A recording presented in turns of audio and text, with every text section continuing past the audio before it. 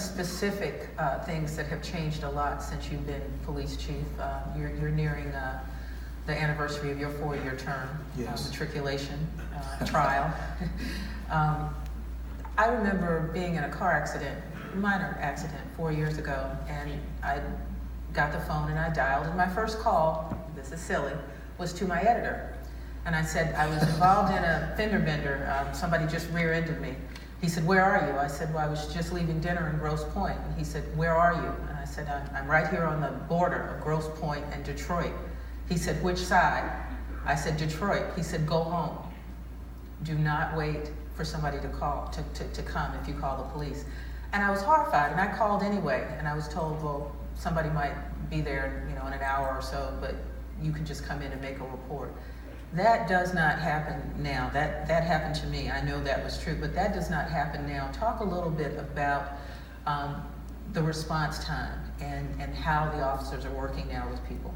Well, and I appreciate, because I just enjoy so much talking about the evolution of the Detroit Police Department and the change. But when I think about what it was like when I walked in the door July 1 of 2013, police department had some of the lowest morale of any police department I saw. Citizenry, lowest morale of any city that I witnessed. So I knew two things needed to happen. We needed to forge and build trust with the communities that we serve. I needed to instill the confidence of the men and women who do this tough work. I mean, remember back when police officers had 10% of their pay taken away? We're talking about a city on the brink of bankruptcy. Police stations that closed at 5 o'clock. This is not Santa Monica, California. And that was the image I had in my mind when I thought about close, because they closed police stations in Beverly Hills at 5 o'clock and you just go up and go to a phone. I said, we're in the city of Detroit. And when you talk about safe havens, what better safe haven is our local neighborhood police stations. Then you have police stations that were districts, and so the most densely populated area of the city, the 8th precinct, was tucked in with number 6. And so those folks over there didn't have a neighborhood police station. So one of my early goals was to open up police stations, not just open them up past 5 o'clock, which they are now, but open them up back in the neighborhood. So I'm excited to say that in the next few months, the last station that we're opening up back in the neighborhood is the 8th precinct, in partnership with our friends from Myers. So very excited about that. But when you think about that, the fact that we didn't have a relationship, these 1-hour response times, and the fact that they had and this is the dirty little secret that some of the folks hate for me to talk about. They had something called CAN 04. Mm-hmm. And I said, what's this CAN 04? So at 4 o'clock every morning, those calls not handled by the Detroit Police Department would be chucked in the can.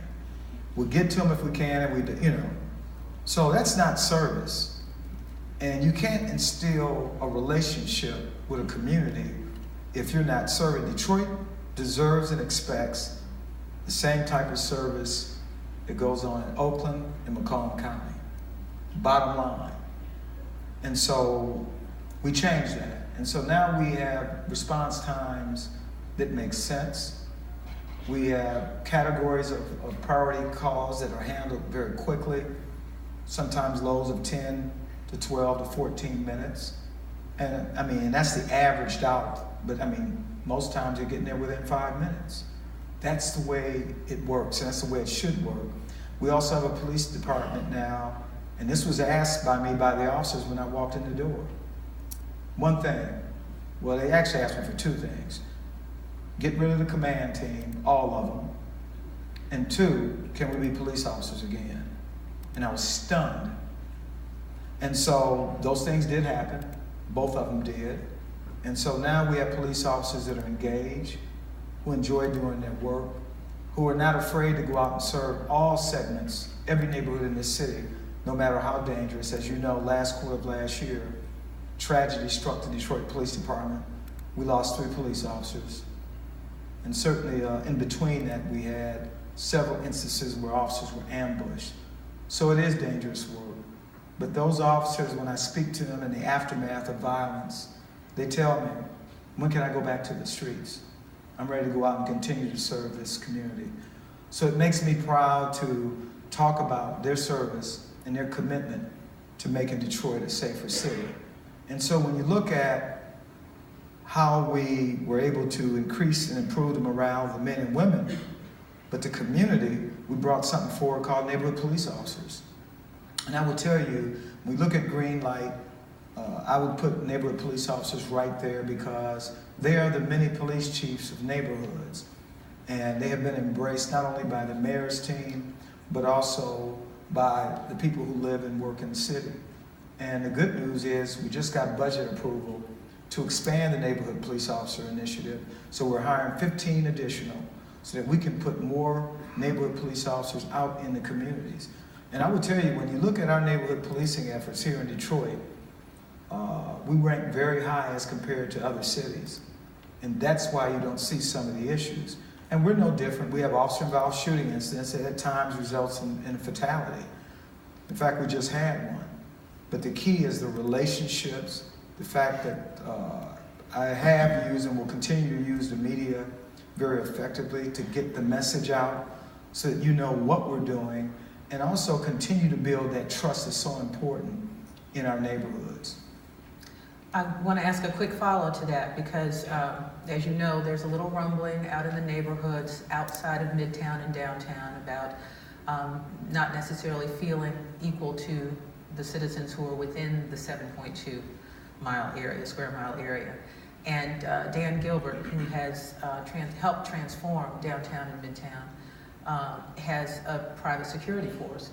Do you think that that is something that at some point will be helpful or harmful to the Detroit Police Department to have something like that? Is that something that would make things worse or something that might make things better? Well, I'm very supportive of that. I tell you, anytime police officers cannot be on every corner, every minute of the day. It's just not realistic. So when you talk about a green light program and a real-time crime center where we can engage in what we call virtual patrol, where a police officer is not physically at that location, but from headquarters, we can monitor key areas of the city that have the green light in a virtual way. That makes sense. So having security teams out, being the eyes and ears of the police department, there are neighborhoods like Sherwood Forest, for example, that have had security patrols for as long as I can remember, and it works. The other great news is that we have community volunteers called Radio Patrol. They patrol their neighborhoods. And let's face it, the neighborhoods that are most safe are the neighborhoods where our community are engaged. They engage in citizen patrol, they attend meetings, they work with us and they problem solve with us, which kind of caused me to want to segue into another issue. And here's the issue. So the first thing when we talk about crime in any city, we look to first who? The police department, because we're the most visible. But it's not just the police department. Of course, the community plays a role, but guess who else plays a role? Our prosecutors and our judges. Many of you know I've been very vocal about some of the ridiculously low bails that have come out of courts in Wayne County.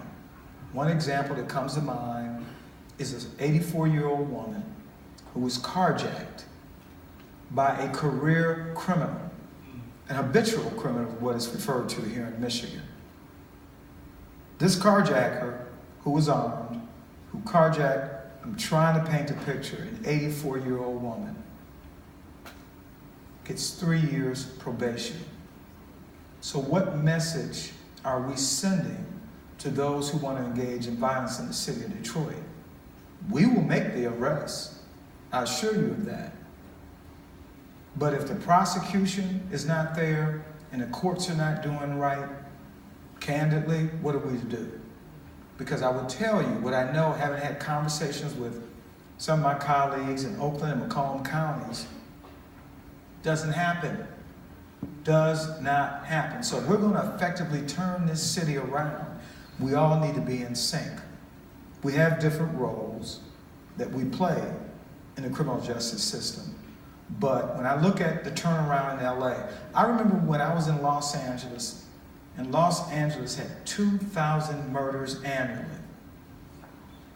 And it changed, not just because of the work of the police officers. It changed because the courts and the prosecutors have said, we're fed up, and we took hardline approaches.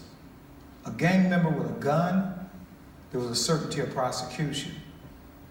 That's what's got to happen. We can't have a city where we're incentivizing those who commit violent acts to continue. Do you think these criminals make business decisions not to go to Macomb and Oakland counties when they know they're a felon with a gun? Of course they do. That has to change, and it needs to change quickly, because police cannot do it alone. And this is not excuse making, and I recognize that the prosecutor's office is understaffed to handle the number of crimes they handle in Wayne County. But I'm understaffed as well. What we do is we find ways to be more efficient, because we all are public servants, and we need to together in unison get this job done.